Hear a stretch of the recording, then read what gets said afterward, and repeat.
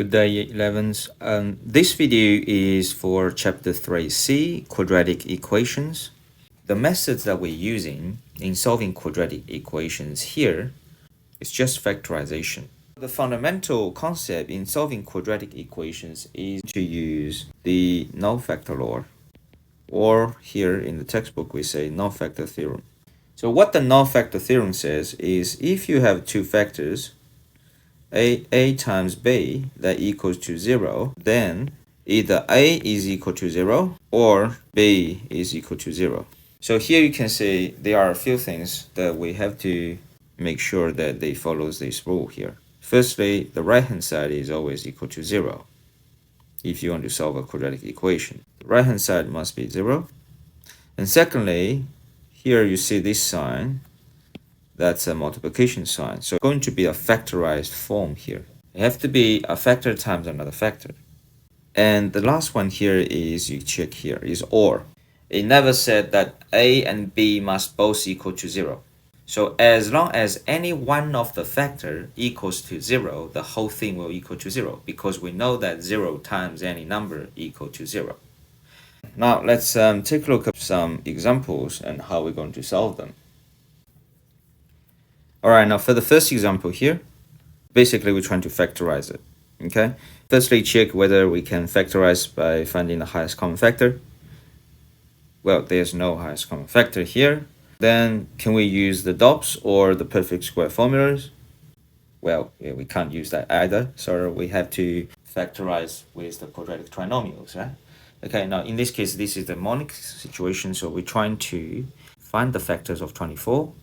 Okay, so we have 1, 24, we have a 2, 12, we have 3, 8, we have 4, 6. Okay, now they are also have the all negative factors, but here because it's a positive 11x, so we don't need to write any negative factors.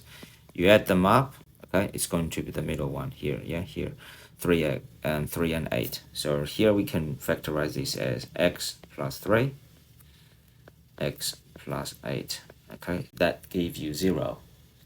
Therefore, we can say it's either the first bracket equals to 0 or the second bracket equal to 0. You must using an OR because you can't make both bracket equal to 0 at the same time. When x plus 3 equals 0, x will equals to negative 3, or when x plus 8 equals to 0, x will equals to negative 8. Now let's check the second question here. Well, from the second question, again, we check whether we have the highest common factor. Unfortunately, we don't. Can we use in perfect squares? Also, it seems like we cannot use that. Then we're going to try to factorize. Okay, so in this case, it's a non-mnemonic. So we're going to do this, 2x and x. Trying to find out the factors of negative 12 so that when I do this cross multiplication, it will give me 5x in the end. Okay. So, because it's 1 negative, 1 positive, negative 2 and positive 6, did this work? Well, it doesn't work because that will give me 6x minus 4x, which is 2x, okay? I want a positive 5x. So, have to keep going. Let's try the 3 and 4s, yeah? Let's try 4 here and negative 3 here, okay?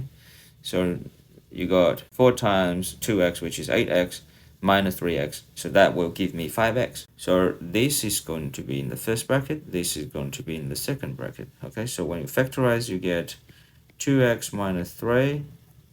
Okay, you times x plus 4.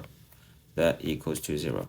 Okay, so then we can say it's either 2x plus minus 3 equals to 0, or x plus 4 equals to 0.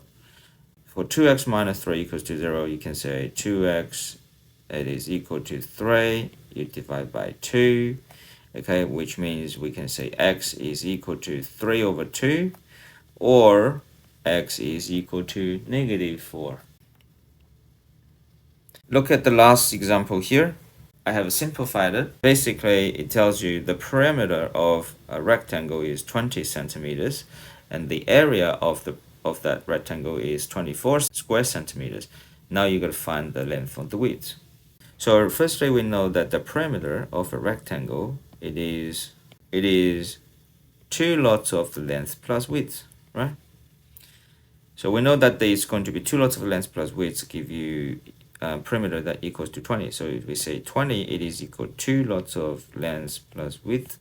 So we know that the one length and the one width add up should give you half of the perimeter, which is 10. Okay.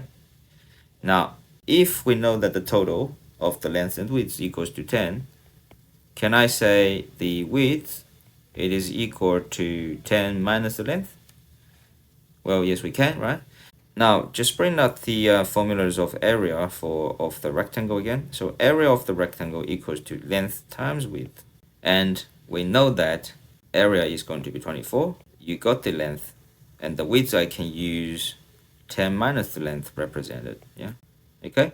So that you need to expand it first, because you can't solve, you have 24 on the one side of the equal sign. You have to make sure that it's 0, okay?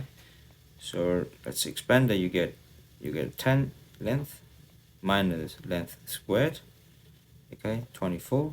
If I move everything to the left, you got length squared minus 10L plus 24 equals to 0. Let's start with finding the highest common factor. Well, we don't have any highest common factor here between the three terms. Let's say if we can use the perfect squares. Perfect square won't work, so let's try to factorize this, okay? So when we try to factorize, we got 24, find the factors. This case is a positive 24, and then you try to achieve a negative total. So your factor must all be negative, yeah, all be negative. And then what are the factors of 24 give you negative 10? So it's negative 4 and negative 6, yeah, so that you add up equal to negative 10. So I can say here you have L minus 4, L minus 6 equals to 0. Therefore, L, it is equal to 4 or 6. Okay. We know that the 4 plus 6 equals to 10, right? And we often just refer as the longer side being the length. Therefore, length is 6 centimeters, and the shorter one will be the width is 4 centimeters. Okay?